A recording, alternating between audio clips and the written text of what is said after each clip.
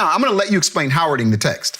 But well, go ahead, and then I'll give let's, to be fair to Howard, there's a challenge you have in dealing with manuscripts. You know, there's a scholar of the Greek New Testament who says we have this embarrassment of riches. You know, when you're dealing with a manuscript of Plato or Aristotle, you have one, maybe two manuscripts, and there's not a lot of difference between the manuscripts because you only have a couple, right? And so they might be completely corrupt or difficult to understand because something's been changed, but you would never know it because you only have a very small number of manuscripts. You know, in the Greek New Testament, we have thousands of manuscripts. In Shem Tov's Hebrew Matthew, we have 28. And in this particular section we're dealing with, we have 20. So what you do is you systematically compare the manuscripts and you try to figure out, okay, what does the original text, maybe not what Matthew wrote in the first century, but the original text, in this case, that Shem Tov wrote in 1380, because we have copies of what Shem Tov wrote. We don't have the autograph that Shem Tov himself copied, right? So we're trying to get back to that, what's called the Ur text. That's a German word, UR text, the original text. In this case, the Ur text of Shem Tov when he copied it in around 1380.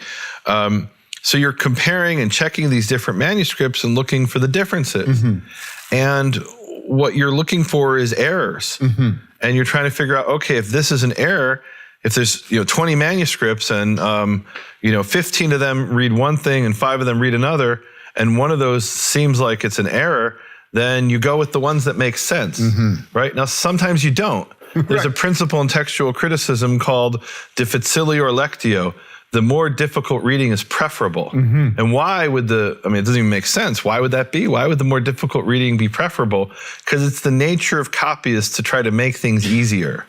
So it's true copyists make mistakes all the time, but it's also the nature of copyists to see something they don't understand and say, okay, I'll fix this. And to fix what weren't really mistakes, what was intended in the first place. And the reason I call this Howarding, and I think it's why you call it Howarding, is really goes back to the book I wrote, The Hebrew Yeshua versus the Greek Jesus. So in the Hebrew Yeshua versus the Greek Jesus, Matthew 23, it says, the scribes and the Pharisees sit in Moses' seat, all therefore that they bid you observe that, observe and do. And you look in the Hebrew text, and instead of all therefore that they bid you, it says something to the effect, it's been years, so I'm paraphrasing it here. You can read it for me, Matthew 23, verse 2 and 3 in the Howard's text.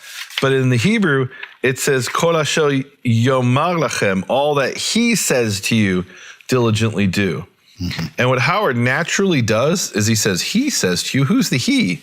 Obviously, this is a mistake, and it's supposed to be all that they say to you. And indeed, many manuscripts have they say to you. So he fixes it. Why does he fix it?